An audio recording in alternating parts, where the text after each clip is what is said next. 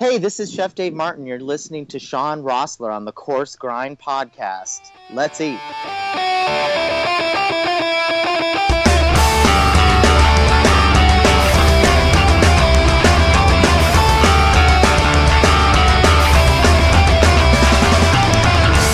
Ladies and gentlemen, welcome back. This is episode number 42 of the Coarse Grind Podcast. With you as always, Sean Rossler, host, creator.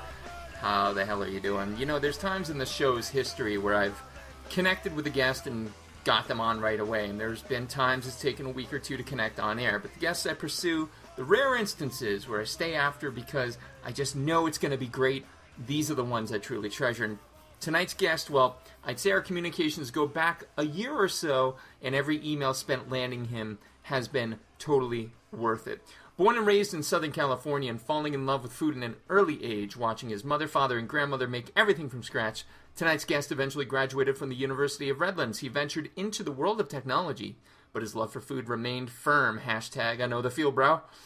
When the tech bubble burst in 2000, our guest took this opportunity to pursue his real passion and went back to culinary school, adding French training to the cooking skills he'd garnered from cooking and baking with his family over the years. He took a chance on a new reality show called Top Chef, maybe you've heard of it.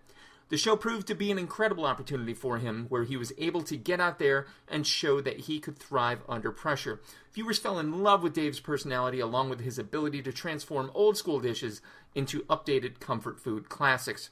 After making it to the finale, equipped with one of the show's greatest quotes ever, he found himself and his food continually in the spotlight. He's consulted, he's written, he's developed products, he's taught, he's done private appearances, and serves as the brand ambassador for more items than I can mention. The list seriously goes on, but the most important aspect for our guest is his kindness. Not just in replying to my incessant emails, though that's appreciated.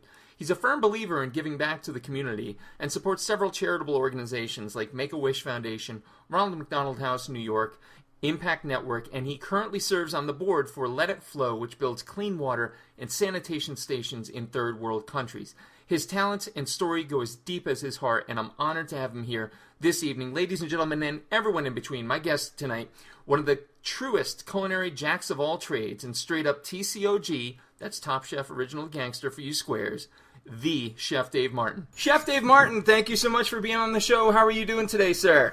I'm good, thank you. How are you? Excellent. Again, it's a sincere honor to have a TCOG, Top Chef Original Gangster, on the show. Always great to have folks of such a caliber, and I can't wait to dig into this. Before we get rolling, those of you who are new to the show, those of you who are existing listeners with shitty short-term memories like me, starters, mains, afters, starters, where the chef in question came from, mains, where they're at, and afters, a little bit more off the cuff, but no one's been injured in 41 episodes of recording or asking those questions. So without further ado, Chef Dave Martin, tell me about where and what you grew up eating. Oh gosh, I grew up in Southern California, but the food was very simple. Everything was from scratch. We didn't, we'd go out maybe once a week as a family, but both of my parents worked. My mom prepared, a full meal every night. My dad cooked as well, and we had fresh desserts at all times, cakes, cookies, etc. But it was from scratch. Like, I had to embezzle Oreos. Like, I'm serious. Like, once in a while, but, you kind of never realize how great you have it. You just kind of assume everyone has the same, upbringing in childhood, and they're eating homemade meals and stuff like that. So, I was very fortunate, in the younger years and, all the way through, until rolling into high school and college. Yeah, definitely. I kind of came up in the same way, and I didn't realize how good I had it at the time. Right. My parents both worked, but they were both, my father on his day off would always cook dinner. And, I always complained because when I had to go to parties and take a snack, my mom was like, here's some grapes or here's some organic shit. And that was like in the late 80s. And so it was kind of outside of the realm. But now looking at it, I'm like, God damn, they were kind of ahead of the game. So Right. So would you say a picky eater growing up, or did you kind of roll with it? No, I'm picky. I'm still picky. There's just certain things I don't do. I don't do mayo. I don't eat raw onions. I've got a lot of specific things like that are part of my day-to-day, but I mean, like any kid, I'm sure I didn't like a lot of green stuff and all that, but I have learned to, enjoy vegetables and things that are important to the diet. But yeah, I mean, I was, kind of a somewhat fussy kid, but I did enjoy eating. Right on, right on. And looking back then at that, very lucky upbringing that I guess the both of us kind of through a makeshift therapy session here have realized how lucky we are. Is there a food in particular that either the parents made or something that gives you that pang of nostalgia that makes you want to go back? I mean, definitely traditional dishes like, meatloaf. My dad did biscuits and gravy. My mom definitely the cakes and everything else. I mean, she did pork chop dishes. I mean, I hate pork chops, but that's just a personal thing. Right. I love pork, just not the chop. I don't care. I don't like it. It's just always too dry. Even if it's good, it's dry.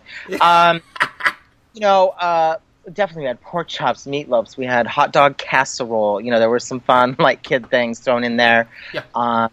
Definitely always toward that comfort food side, and I guess that's kind of why my cuisine is, upscale comfort food, because that's what I grew up with. I was actually just going to say that I recently had the chance to speak to Chris Kimball from America's Test Kitchen. Yeah. And he quipped that all food is really comfort food. And I kind of like that quote, but I was just going to say that looking back to season 1 and looking back to everything I see you doing, you really do have a niche in not just comfort, but kind of like marked up comfort food. Yeah, exactly. It's kind of, that's what I've, kind of just put that term on, upscale comfort food. And, the thing is, it doesn't have to just be from America. Right. Like I am very global in my flavors, whether it's, Asian, Italian, Latin, Mexican, I love all flavors. So, to me, I love simple things. Like I could eat pizza every day, like I could eat pasta every day, but it's got to be handmade noodles. I don't do stuff out of the box because I'm spoiled, but life's too short for that and it's too easy to make. But, and Mexican, coming from Southern California and having the advantage of Mexico being so close and those cultures and the foods. I mean, I don't really find it on the East Coast.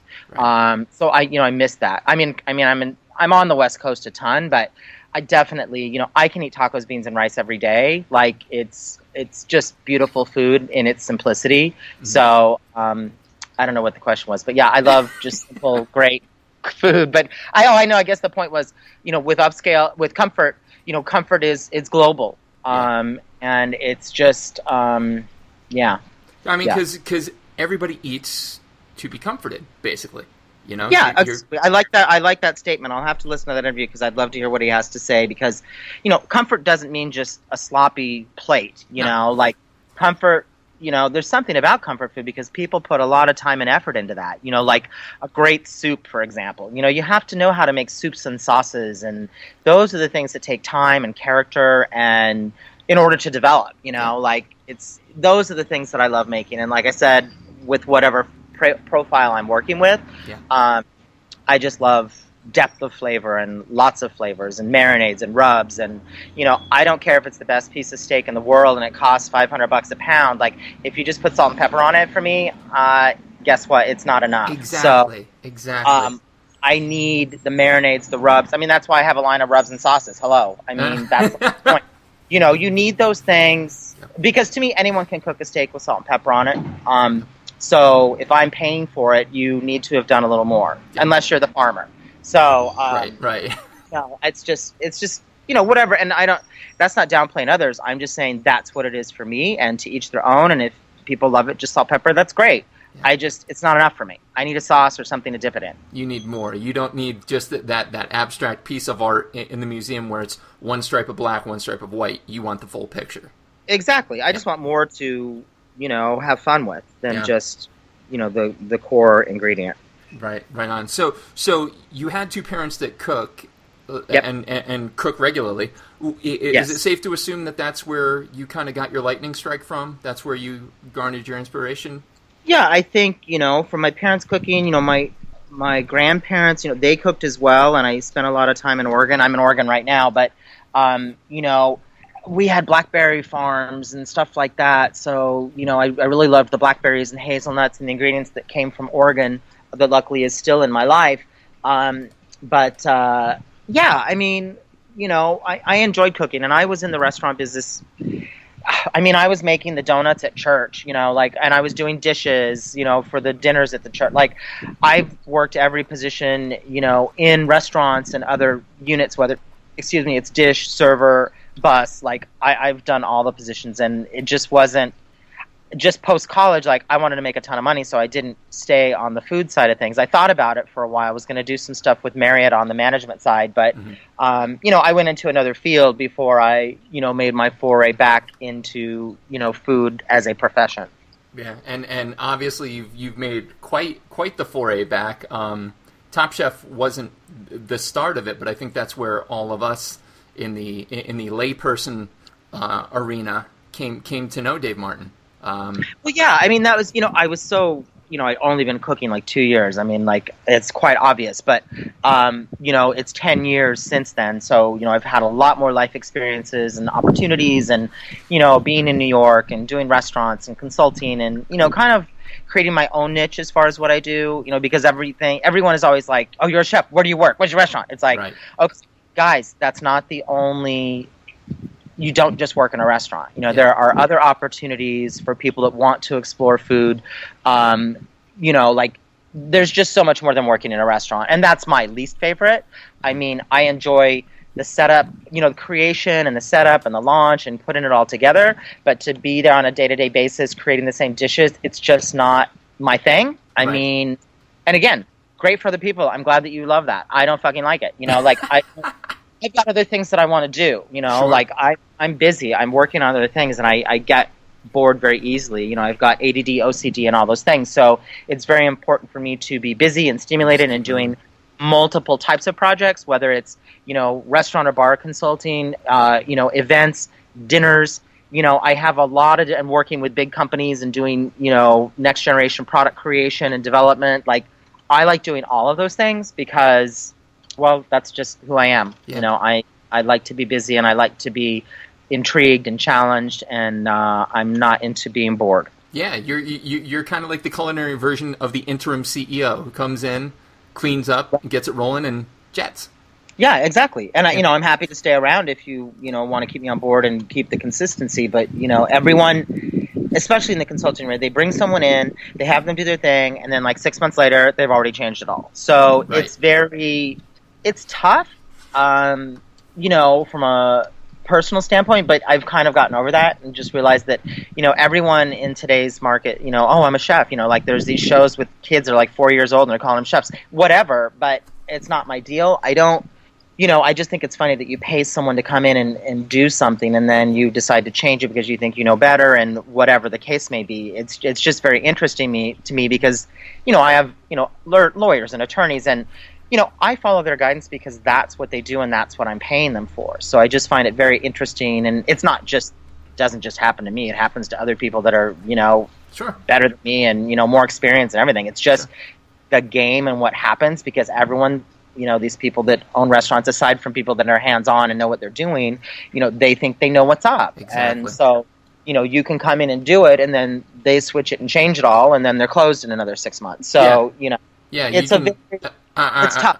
I mean, you can look at, and this is again another reality TV based example, but the Gordon Ramsay where he goes in, advises a restaurant, and then they do the follow up, and like a year later, back to their old shit, and they're out of business. Right, Same right, thing. right, and they're closed. Yeah. It's like I don't.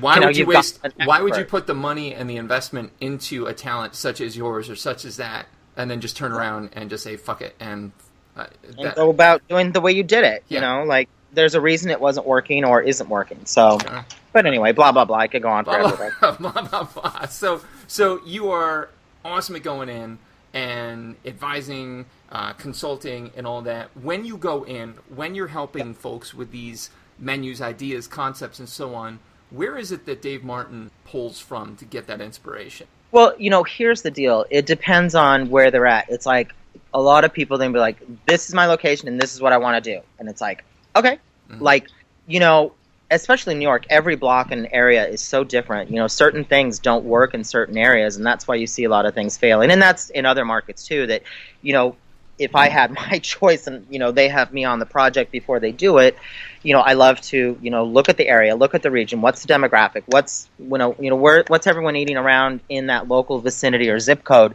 That's really how to succeed is to build what the community wants, not what you want, because it doesn't matter. It's, and that's ego and things that come into play. But typically in my scenario, I've got organizations or groups or small individuals that it's like, hey, this is what we're working on, I'd love to have you help us with this. And it's like, I'm not there to, they're not asking me to create the concept, I'm just there to kind of execute what they want, obviously within by my design and things like that. But that's kind of how it typically works.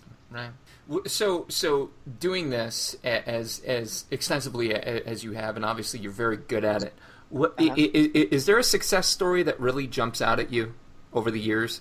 I mean, I've had a lot of things that haven't worked, but I mean, again, I don't want to blame it on myself. I always am accountable, but there's the Thinking Cup in Boston that, they've got 3 units. They're still open, they're still doing good. There's a little wine bar that's in my hood that is, they're still open and doing good. I know they've made some changes and edits, but like I told you, that's what happens anyway. Sure. So I do still have some things that, are still open and running, which is great. Like Thinking Cup, like all the sandwich, all the things that I did there, they're still in place.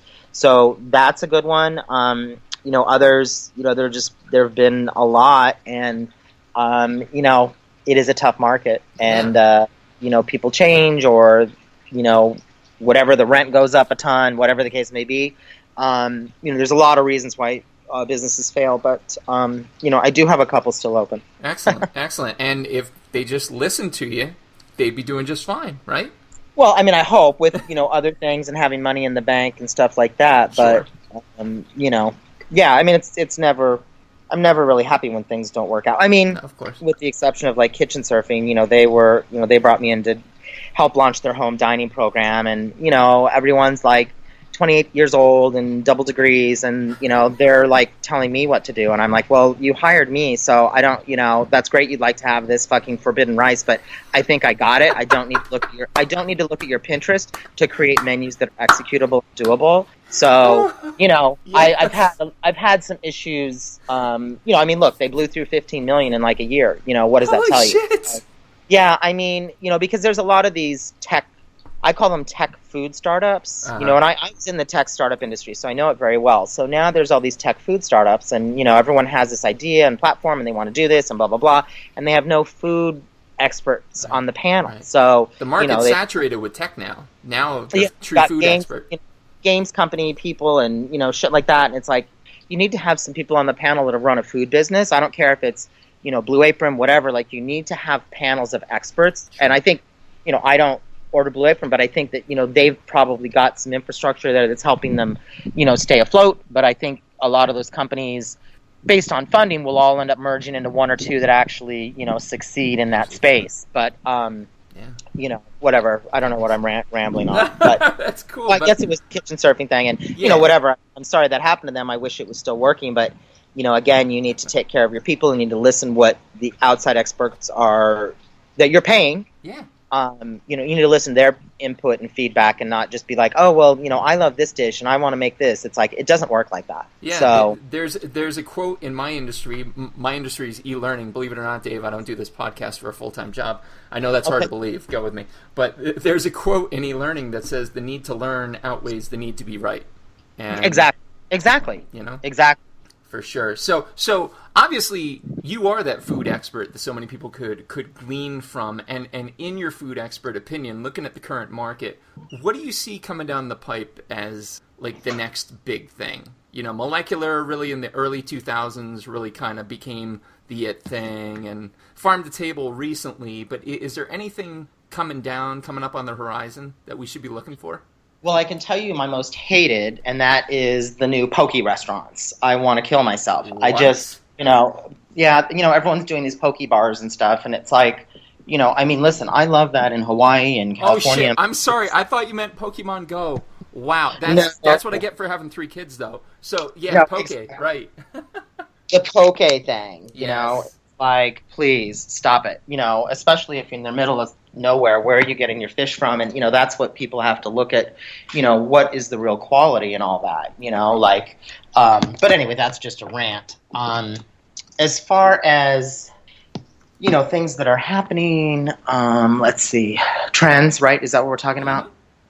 I obviously some of the biggest that are happening, that have been happening are, the high-end burger joint, with the boozy shakes and all that. I mean, that's been going on for a while, but it's still going. It has not hit its peak.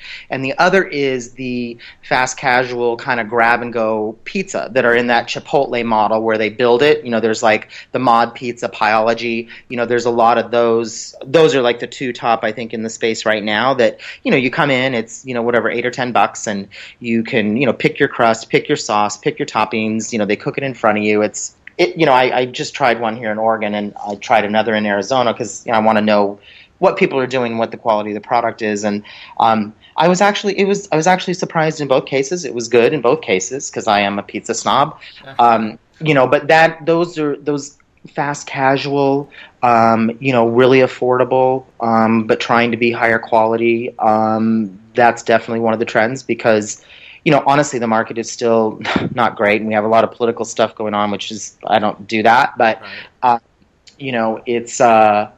There's a price point that people are willing to spend, and they want the best for their, they want the bang for their buck. Sure. And we're also in a new day and age of food knowledge being a bit more accessible. Yes, exactly. Everyone's a little bit more educated, quote unquote. So that's why an e-learning guy is doing a food podcast. But I digress.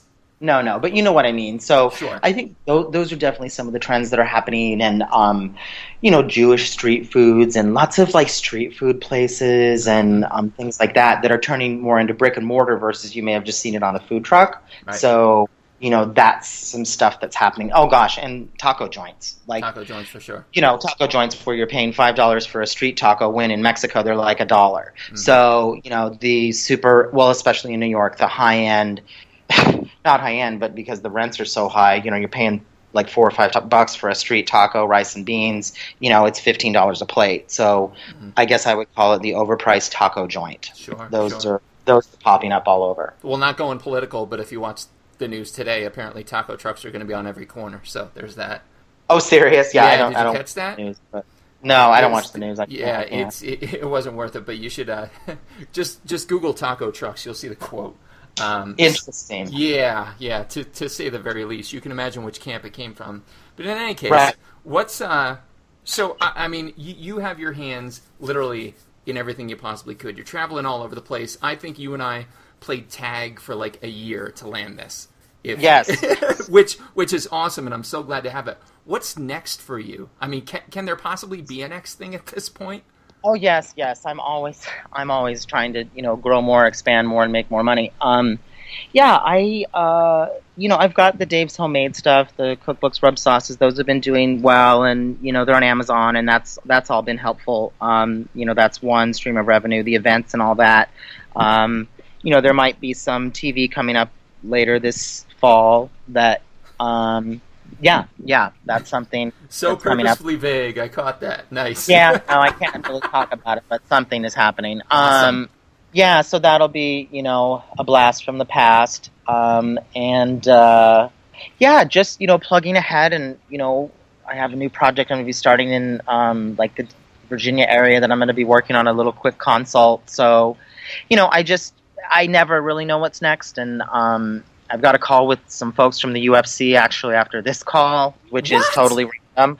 Yeah, so you just never know. Like, I still get great and unique things that come to me, out of thin air. So, I take every call, and I never know where an opportunity, where it will go or what will evolve. But I'm always happy to take the call and always interested to see, where I might end up or, working on something. Yeah, that's unbelievable, and I'm certainly glad that you took my my humble call. So last section of questions. That's where you're at, where you're going.